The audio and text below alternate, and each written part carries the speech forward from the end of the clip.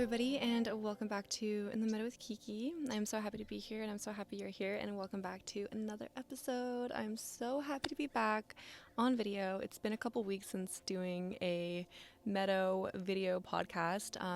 The last couple ones have been just solo episodes from my microphone, as well as an interview I did, and so it feels really good to be back. I actually recorded this yesterday. And I was so excited about it, and I went to go edit it, and my audio was not on. My microphone was literally not connected. Let me make sure it is right now. Yeah, it's connected. Oh my goodness, just had to make sure. Big learning lesson. It was so frustrating, but you know what? I'm even more excited to come back here after doing it once. The second time's gonna be even better. Genuinely, I feel like after being away for a long time, like it's hard to pick up the momentum again, to feel like back into the flow. And just as I was saying that, my monitor died, so I just had to throw in another battery, but here we are. We're doing the thing. What I was saying is that after being away for a long time not doing something, it's like it takes a second to kind of get back into the momentum of it. That's why I do love having like my weekly episodes, even though I know it's a lot. I feel like it does feel even like more work sometimes when I take time off, because like I said, it just feels like it's harder to get the ball rolling. So here we are. Welcome back to the meadow. I am sitting on my brand new deck that I just finished. I just stained it, sanded it and stained it, and here she is. You can't really see much of it. I'm on the corner of it, but it's just the biggest game changer, and I'm so excited about it. I feel like a big lesson in my life right now has been just to live so fucking presently. When it comes to this beautiful property that I live on, I am not going to be living here forever. It's always going to be a part of me. It's like my family's ranch, and so it's not going anywhere. It's still here, but there is a possible move happening in the near future that I will talk more about once we are in the swing of things. But yeah, it's such a special thing when you're living in it. I think it's like it's so easy to just be like, go, go, go, go, go, like gotta get to the next thing, gotta work to move out, to go to the next place. And like I really have to remember how much I manifested this exact life that I'm living in today. Like I used to live in West Hollywood in a living room, in the middle of a city, and I remember for so long I was just manifesting and dreaming of the time and the time I could actually just live in nature. And so here I am. And I think I've, caught myself this year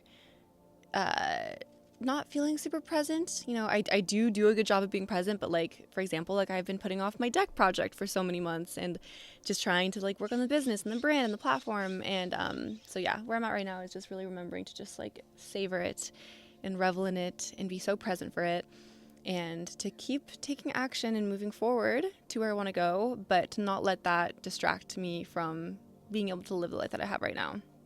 And that's same for all of you guys. It's such a good reminder to just like recognize that there's so much space to be able to move forward and keep, walking down the path, making moves towards our dreams, and be present and live the life that you're living in right now. So yeah, all that to say, I'm happy to be here, and let's get into today's episode. I think that the biggest quote that's been really representing my energy and my intentions in this season is progress over perfection.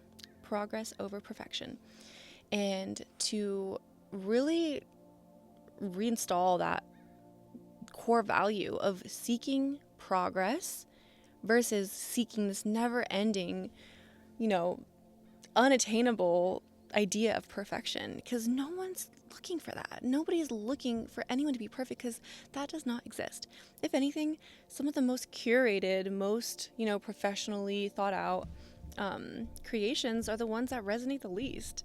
I love this girl, Sierra. She was on my podcast a couple weeks ago. I think this is the second time I brought her up, but her social media presence and her offerings and the way that she shows up in the world is so refreshing, and it inspires me so deeply, because she just shows up as she is, and she's just so raw and authentic and expressive, and she doesn't hyper curate, the way that she shows up online, and people fucking love it. Like, everyone eats it up. Like, her community is so strong and beautiful and connected, and she, I think, is like the perfect example of like just being and just showing up and having fun with it, playing around with it, not making it so serious. Because I think that's another theme that I've been really trying to just integrate into my life has been just like, where am I losing magic and fun and play and wonder? And am I getting too serious in this work? It's such a thin line between moving from just sharing your own experiences to helping others in theirs.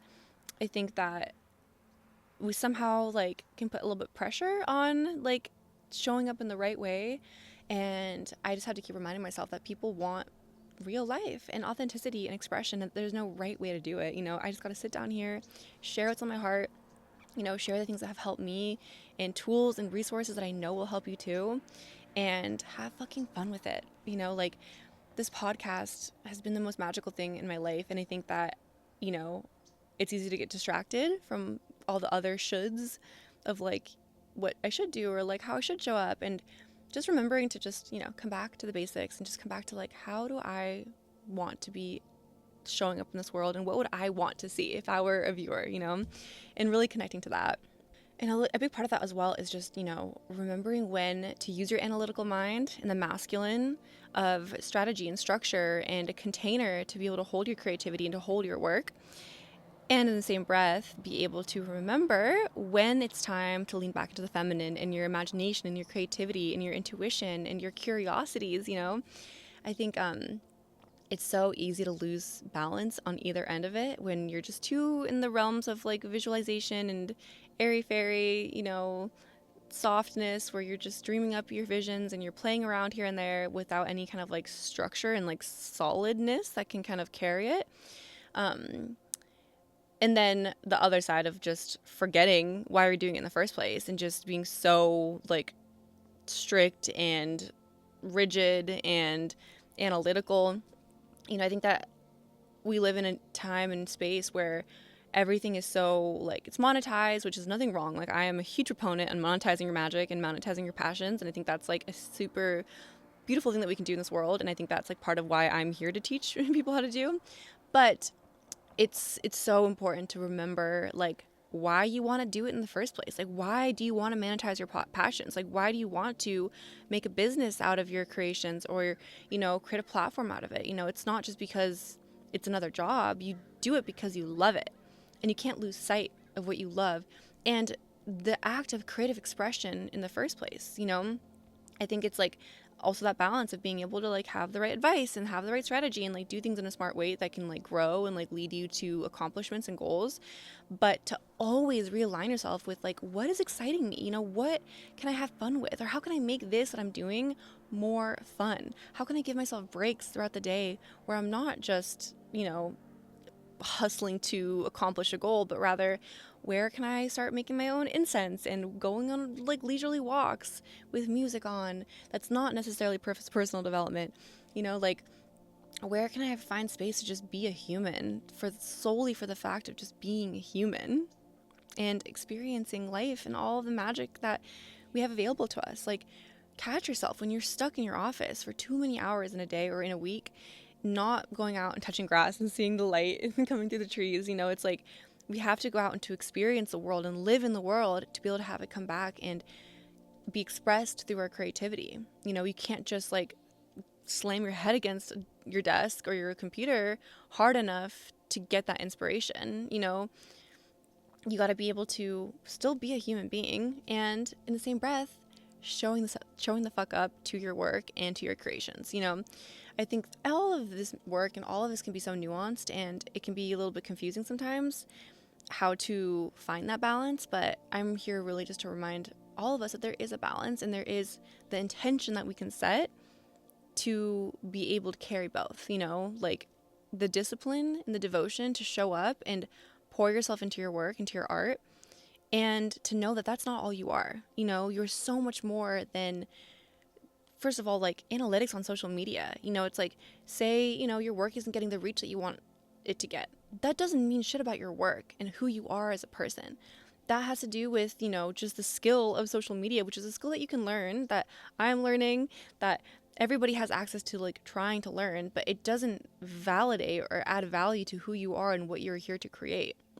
And so remember, at a certain point to pull yourself out of your desk, even if it's just once a day, to go breathe some fresh air, listen to some nice music, do some stretching, and remember who the fuck you are and where the fuck you're going and why you wanted to create this in the first place. What feelings you are expecting to generate and how you want to, why these dreams are your dreams in the first place. It's like you want these dreams because you expect something of them. And so how can we tap into those feelings before we get there versus being in this scarcity, rush, chasing fear of like, oh, well, I just got to hustle, hustle, hustle, hustle, and then I'll get there and then I can enjoy my life, because that's never going to happen.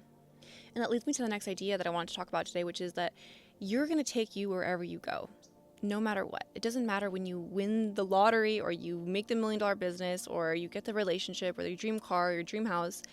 You're going to be there no matter what. And so you got to take care of you. You got to take care of your energetic hygiene and your emotions and the way that you're feeling. And you got to be aware and thoughtful and gentle and loving to yourself as you go through that journey. You can't just, expect that once something comes in, suddenly everything else that you're struggling with is going to go away. You can't expect that once you start making money and you start having success, that suddenly your insecurity and your imposter syndrome or your anxiety is going to disappear. That's a part of you that's going to follow you with wherever you go. And so remembering to check your fucking energy the first thing you do when you wake up in the morning and before you go to bed, to really check in with yourself and see like, all right, how am I feeling? What are the thoughts that are just floating around in my head most often? When we can spiral into these darker times and energies, it's so easily correlated and tied to the thoughts that we're having in our minds. And I think it's interesting because it's like we grow and we find these new accomplishments and we get to these new levels, and sometimes it gets like even harder. Like, not gonna lie to you, like I think that when you grow, when you heal, you aren't available for the shit that you used to be available in the past, and you're more aware of your patterns and your programs and the ways that you self-sabotage, and like the ways that you may neglect yourself. Like, whereas older versions of you kind of just like cruise through life, like ignoring all of these things. And so more than ever, I think through the healing process and the growing process, a lot of times people can think that they're going backwards somehow.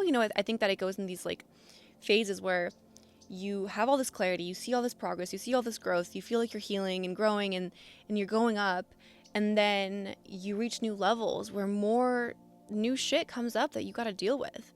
And because you're at this higher consciousness and higher awareness, you see it for what it is easier, and you know better. I think that's the hardest part, is that now you know better. Before you didn't know what you didn't know, but now you know better. And if you catch yourself in those same patterns and those same things that keep coming up, it's harder to be more compassionate and gentle with yourself, because we have this idea that it's like, oh, well, healing is this thing that we just do and then we're better and then we can just move on from that, when in reality that's not necessarily the case.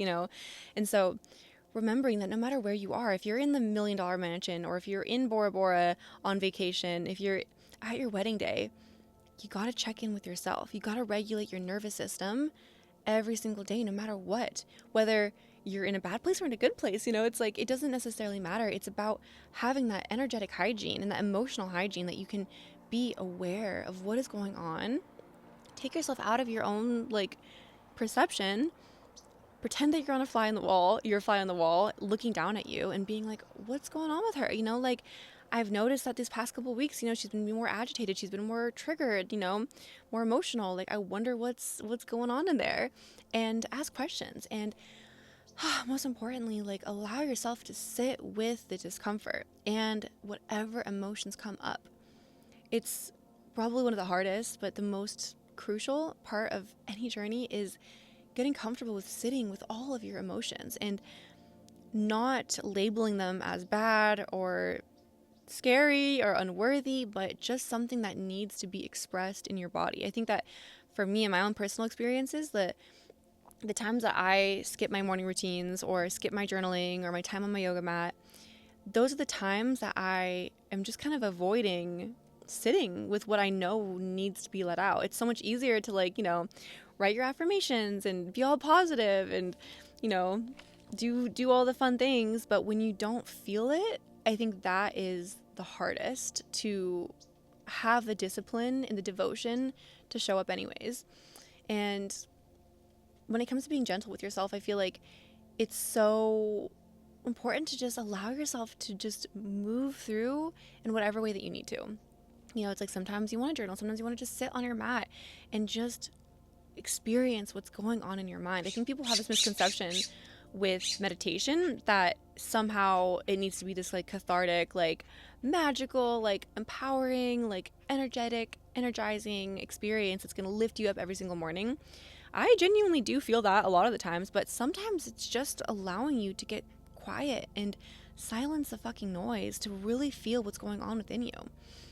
And that leads me to my next point, which is the power of silencing the noise and tuning in to your inner being and your higher self and your intuition and letting go of the noise of the world. If you log onto social media right now, I swear to God, within 10 minutes, you're going to have somebody selling something to you, somebody telling you the right way to do something that's going to be completely contradictory to the other person, some diet, some food that you should avoid. Another person's going to say that's exactly the food that you need. We are not meant and we're not built to be living in a society that's bombarding us with all of the stimulation and information at all times. There's this crazy quote that I don't know if I'm going to butcher, but something about how like in an average of one day in 2024 or just modern times, we are ingesting more information than some people experienced in their entire lifetimes. That it's not normal.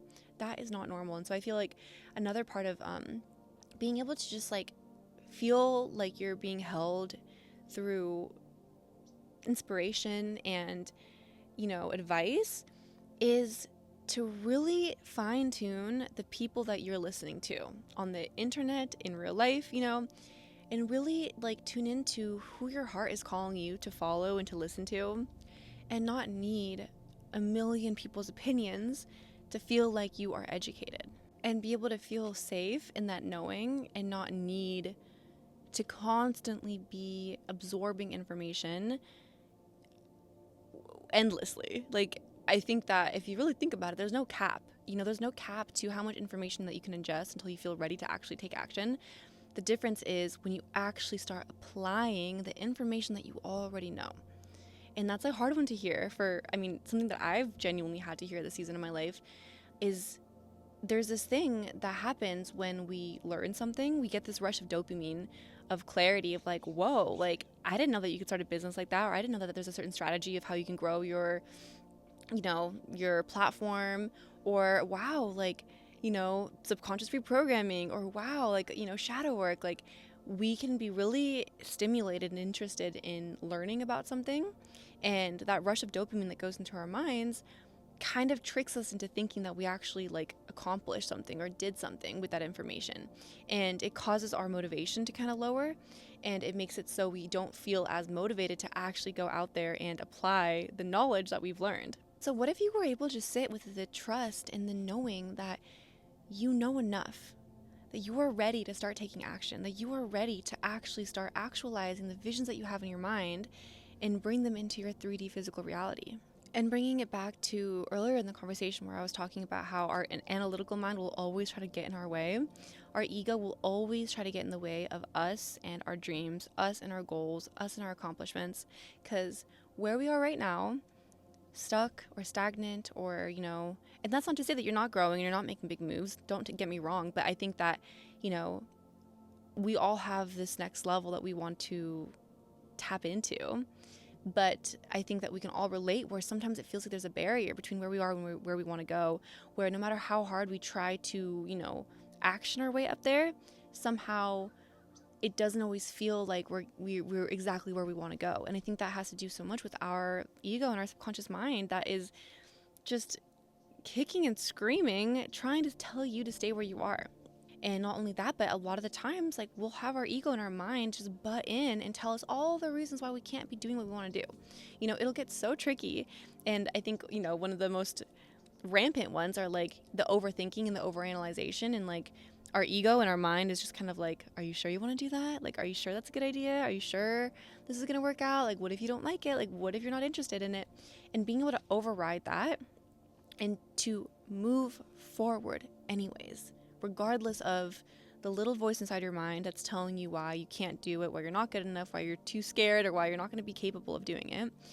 When we have these inner cravings and visions that are calling our name over and over and over again, there's a reason for it, and there's a balance of being flexible and allowing yourself to roll with the punches and, pivot and change and adapt and grow. And also just trusting your curiosity and trusting your interests, and realizing, like, what do you got to lose? At the end of the day, like, you are so much more powerful than you think that you are. You are so much more capable and so much more able to bring the visions that you have into reality, as long as you get out of your own way, and stop comparing, stop overanalyzing it, stop getting out of your own lane. Focus. Put your head down and focus and look at what you want to do and what you want to create. I think it's so important to be able to have inspiration and follow people who inspire us and that give us motivation to be able to really I'm a big inspiration girl. I love seeing other people's work, but eventually you got to kind of silence if it's too much. If you're seeing too many of the people who are doing what you want to do and you're comparing yourself to them and you feel less than, and it feels like they are draining the energy from you because you are intimidated and you feel like you can't do it as good as they are going to do it, it doesn't matter. No one's expecting you to do it like anybody else. Your perfect people want you and your creations and what you are here to create in this world, not what this girl's going to do or what that girl's going to do or what that company did. That shit doesn't matter, Be able to comb through your inspiration and feel a pop of excitement of oh, that's a cool idea, that's a good song, maybe try something like this. But if you're constantly refreshing your feed and looking at people who are doing what you want to do and it's making you feel less than and it's not making you feel inspired, you got to cut it out. And it all comes back to conscious awareness and being able to recognize when you are in those moments, when you are in comparison, when you are in doubt or insecurity, and to be able to be all right, okay, hey doubt, hey insecurity, I see you. I've seen you before. This is an old pattern and an old program that's going to keep resurfacing until I can realign myself into this new perception. And even when I do, it's going to come back every once in a while. I see you. I know what you're here to do. I know that you are just here to protect me, but I don't need you. I don't need this doubt and this fear and this worry to keep me safe. I'm good. And I can feel safe in the knowing that I am safe to move forward even when I feel scared. We as humans are built to look for negativity bias, and it's ancient evolution, and it's why we have evolved and survived to where we are today. So it's a mechanism that's built to protect us and to keep us safe, but we have to override our monkey mind and our primal way of consciousness to be able to just let ourselves know you are good, you're okay. Feeling imposter syndrome doesn't mean you're gonna die. Feeling a little bit of insecurity doesn't mean you're gonna die. You're here, you're alive, you're breathing, you're good. You can wake up tomorrow and you can post the video, you can post the podcast, you can let your art out into the world. And if it doesn't get the reception that you were expecting, that's okay. You just gotta keep moving forward. You can't stop just because you want it to be perceived in a certain way and you want it to do a certain way and you want it to be a certain unattainable idea of perfect that's never going to come. You gotta let that go and you gotta start showing up. You gotta be the professional and be able to day in, day out, make a little effort and take one step forward towards where you want to be going. That's in alignment with your future, in alignment with the art that you want to create, in alignment with the experiences that you want to have, whether it's your health or it's creativity, it's your business. Something that I have been really trying to integrate into my daily routines and my practices has been to not let your moods dictate how you're going to show up in your creations. Now, again, I feel like everything I've talked about today in this episode has been so nuanced because it's it's balance, it's hard to always know exactly when to give yourself the grace to just lean into your bad days and your bad moods and your emotions. And then when you recognize that you can interrupt that cycle, there is positive momentum and negative momentum. And when we are in that negative spiral where we have a bad day and we don't show up to our creations because we had a bad day, we wake up the next morning feeling kind of shitty for not showing up and not feeling good. And it's a slippery slope that can just keep bringing you back down. And then having to carry the rock and the weight of momentum back up to the positive momentum is so much harder versus being able to recognize, okay, maybe I'm not feeling very inspired and not super high energy and like super bubbly, happy. Okay, like maybe I won't record a podcast right now, but like what else can I do to still move the needle forward regardless of my mood, you know? And just being able to show up in that little way allows you to feel that accomplishment, to feel that momentum, that progression, and to lovingly walk yourself back to the energy that you want to be in. It might take a second, it might take a little bit while you're going through the motions of your more negative emotions, but it doesn't mean that it's not possible, you know, and it's not that you're gaslighting yourself or like pretending that everything's fine when it's not, you know. It's like I said earlier in the episode, it's like it is the most important to be able to feel your emotions fully and to actually experience the full spectrum, and then be able to be intentional with how you want to feel instead and what you want to think instead. And to know when those negative, like, you know, self-sabotagey thoughts start arising, to be able to stop it in its tracks and be like, why am I feeling this way? Why am I feeling so down right now? And be able to be the little scientist of your brain and recognize, like, honestly, this is probably some self-sabotage coming up. This is probably, you know, my subconscious mind getting real uncomfortable with this new level that I'm at, and it's trying to tear me down to bring me back to where I always used to be.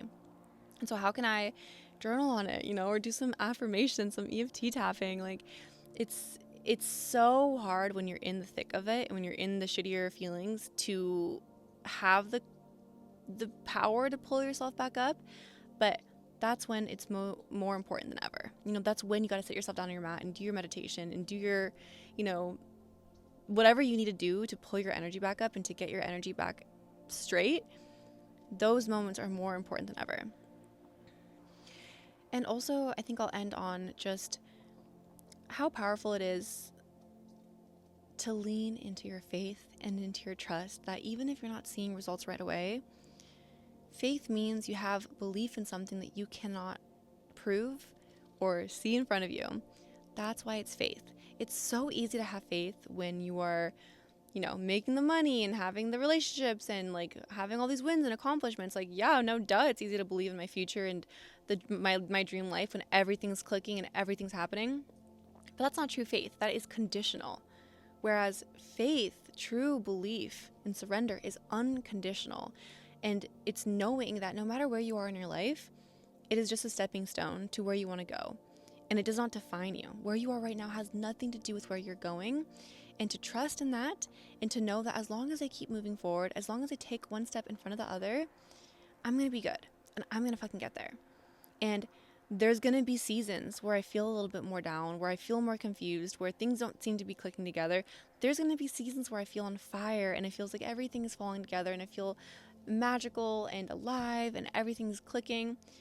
And to recognize that we're cyclical beings and we're never going to be in this 1,000,000% like high energy 24/7, 365 days of the year.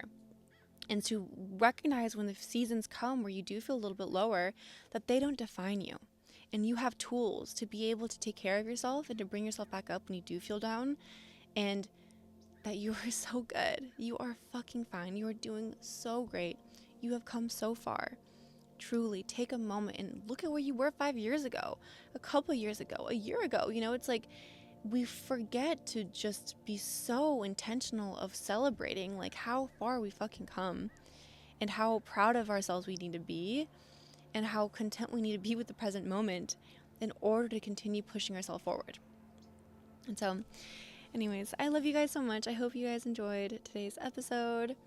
I love being here with you guys. I love chatting with you guys. I genuinely feel like starting your mornings off on the right foot is everything, fucking everything. And when I catch myself self-sabotaging, the first thing I do is I don't do my morning rituals, and I cannot tell you how different it makes my day.